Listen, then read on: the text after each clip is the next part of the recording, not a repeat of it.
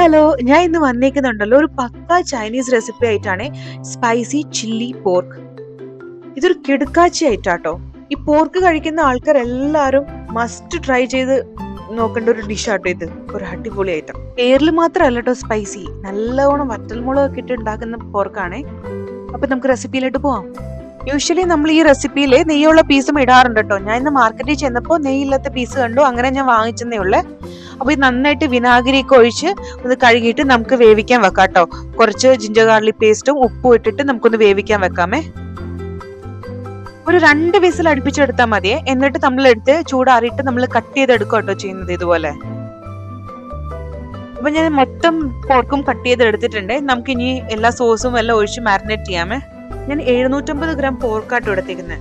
ഇതിലോട്ട് ഞാൻ 2 table spoon soya sauce ഒഴിച്ചു കൊടുക്കുന്നുണ്ട്. അതിനുശേഷം 2 ടേബിൾ സ്പൂൺ ഓയിസ്റ്റർ സോസ് ഒഴിച്ചു കൊടുക്കുന്നുണ്ട്. എന്നിട്ട് പിന്നെ ഒരു ടീസ്പൂൺ വിനാഗിരി ഒഴിക്കുന്നുണ്ട്. അതിന്റെ കൂടെ തന്നെ ഒരു മുട്ടയും പൊട്ടിച്ചിടുന്നുണ്ട് കേട്ടോ. പിന്നെ 1 ടീസ്പൂൺ കുരുമുളക് പൊടിയും കൂടി ആഡ് ചെയ്യുന്നുണ്ട്. അപ്പൊ നമുക്ക് ഇതിലോട്ട് കോൺഫ്ലവർ ആഡ് ചെയ്ത് കൊടുക്കാം കേട്ടോ. എന്നിട്ട് നമുക്ക് ഇതെല്ലാം കൂടി ചേർത്ത് നല്ലതായിട്ട് മിക്സ് ചെയ്തെടുക്കാമേ.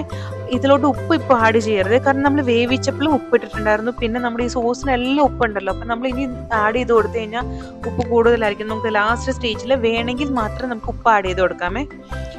ഇതില് കളറ് കുറച്ച് കുറവാന്ന് തോന്നുന്നു, അതുകൊണ്ട് ഞാൻ 1 table spoon soya sauce, dark soya sauce കൂടെ ആഡ് ചെയ്ത് കൊടുക്കുന്നുണ്ട്. കോൺഫ്ലവറിന് പ്രത്യേകിച്ച് അളവ് ഞാൻ പറയുന്നില്ല, ഒട്ടും വെള്ളാംശം ഇല്ലാണ്ട് എല്ലാം കൂടെ ഒരു മിക്സ് ആയി കിട്ടുന്ന രീതിയിൽ നമ്മൾ കോൺഫ്ലവർ ഇട്ട് കൊടുക്കണം. ഇങ്ങനെ കിട്ടണേ. നമ്മളുണ്ടല്ലോ ഇത് 2 മണിക്കൂറെങ്കിലും കുറഞ്ഞത് ഫ്രിഡ്ജിൽ വെക്കണം കേട്ടോ.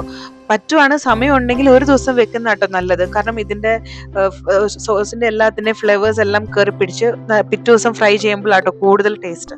ഒരു 10-15 വറ്റൽമുളക് എടുത്തിട്ടേ ഇതോ ഇങ്ങനെ കട്ട് ചെയ്തെടുക്കണേ. ഇത് എങ്ങനെയാന്ന് എനിക്ക് പറയാൻ അറിയത്തില്ല, കാണുന്നില്ലേ നിങ്ങൾ ഈ വീഡിയോയിൽ, അതുപോലെ തന്നെ കട്ട് ചെയ്തെടുക്കണേ.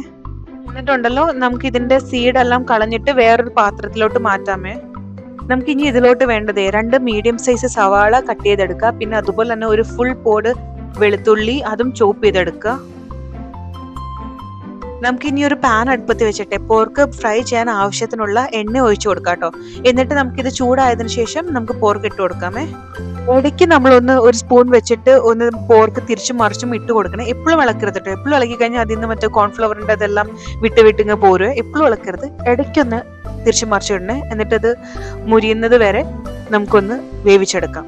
പോർക്ക് നല്ലതായിട്ട് മുരിഞ്ഞിട്ട് നല്ല ഡാർക്ക് ബ്രൗൺ ആവേ. ഇതാ കണ്ടോ, ഇങ്ങനത്തെ കളറാവേ. നമുക്ക് എന്നിട്ട് ഇത് എണ്ണയിൽ നിന്ന് കോരിയെടുക്കാമേ. നമ്മൾ വെള്ളമയൊന്നും ഇല്ലാണ്ട് കറക്റ്റ് കോൺഫ്ലവർ എല്ലാം ഇട്ട് നല്ലതായിട്ട് മാരിനേറ്റ് ചെയ്ത് എടുത്തു കഴിഞ്ഞാലുണ്ടല്ലോ പോർക്കിൽ നിന്ന് ഒന്നും ഈ മസാലകളൊന്നും വിട്ടു പോകത്തില്ല കേട്ടോ. കണ്ടോ, നമ്മുടെ ഓയിൽ നല്ല ക്ലിയർ ആണ്.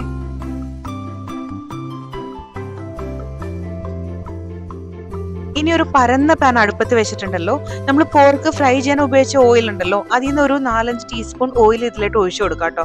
എന്നിട്ട് നമ്മൾ ചോപ്പ് ചെയ്ത് വെച്ച ഗാർലിക് ഉണ്ടല്ലോ, അതും ഇതിലോട്ട് ആഡ് ചെയ്തിട്ട് ഈ ഗാർലിക് ലൈറ്റ് ബ്രൗൺ കളർ ആവുന്നവരെ നമ്മളൊന്ന് ഫ്രൈ ചെയ്തെടുക്കണേ. അതിനുശേഷം അതിലോട്ട് നമുക്ക് സവാള ആഡ് ചെയ്ത് കൊടുക്കാം. നമ്മളുണ്ടല്ലോ ഈ സവാള സോഫ്റ്റ് ആക്കി ഒന്ന് എടുക്കണ്ടോ. 2-3 മിനിറ്റ് ഒന്ന് ചൂടാക്കി എടുത്താൽ മതി. അപ്പൊ ഞാൻ ഈ സവാളിലിട്ട് കുറച്ച് പൊടിക്കൊരു ഉപ്പ് ആഡ് ചെയ്ത് കൊടുക്കുന്നുണ്ട്. അതിന്റെ കൂടെ തന്നെ പച്ചമുളകും ഇതുപോലെ കട്ട് ചെയ്ത് ചേർക്കുന്നുണ്ട്. അതിനുശേഷം നമ്മൾ കട്ട് ചെയ്ത് വെച്ച വറ്റൽമുളക് ഉണ്ടല്ലോ, അതും കൂടി ഇട്ട് കൊടുത്തിട്ട് നല്ലതായിട്ട് ഇളക്കി എടുക്കുകയാണേ. എന്നിട്ട് ഇതിലോട്ടുണ്ടല്ലോ നമുക്ക് 1 ടേബിൾ സ്പൂൺ ഓയിസ്റ്റർ സോസ് ഒഴിച്ചു കൊടുക്കാം കേട്ടോ. എന്നിട്ട് നല്ലതായിട്ട് മിക്സ് ചെയ്യുക. സവാളയിൽ എല്ലായിടത്തും ഈ സോസ് നല്ലതായിട്ട് മിക്സ് ചെയ്തെടുക്കുക. അതിനുശേഷം നമ്മൾ വറുത്ത് വെച്ച പോർക്ക് ഉണ്ടല്ലോ, അതും കൂടി ഇതിലോട്ട് ഇട്ട് കൊടുക്കുക. എന്നിട്ട് ഇതെല്ലാം കൂടി നല്ലതായിട്ട് കുറച്ച് ഒരു മിനിറ്റോളം നല്ലതായിട്ട് ഇളക്കിക്കൊണ്ടിരിക്കുക. നല്ല ഹൈ ഫ്ലെയിമിലിട്ടിട്ട് ഇളക്കണേ. നല്ല ഹൈ ഫ്ലെയിമിലിട്ട് നല്ലതായിട്ട് ഇളക്കിയിട്ട് ഇതിലോട്ട് ഒരു 1/2 ടേബിൾ സ്പൂൺ ഓയിസ്റ്റർ സോസ് കൂടി ഒഴിച്ച് ജസ്റ്റ് ഒന്ന് മിക്സ് ചെയ്തിട്ട് ഓഫ് ചെയ്ത് വെക്കാം കേട്ടോ. ഇത് ഇപ്പൊ തന്നെ സെർവ് ചെയ്യരുത്. ഒരു 10 മിനിറ്റ് കഴിഞ്ഞാൽ ഇപ്പൊ തന്നെ സെർവ് ചെയ്താൽ എന്താന്ന് വെച്ചാൽ നമ്മുടെ വറ്റൽമുളകിന്റെ ആ സ്മെല്ല് മാത്രമേ ഉണ്ടാവുള്ളൂ, എരിവ് ഇറങ്ങിയിട്ടുണ്ടാവില്ല.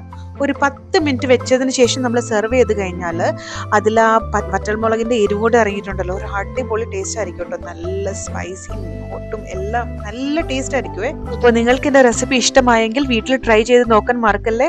പോകുന്ന പോക്കിന് ആ സബ്സ്ക്രൈബ് ബട്ടണും കൂടി ഒന്ന് പ്രസ് ചെയ്തിട്ട് പോണേ. അപ്പൊ നെക്സ്റ്റ് വീഡിയോ ആയിട്ട് വരുന്നവരേക്കും ബൈ.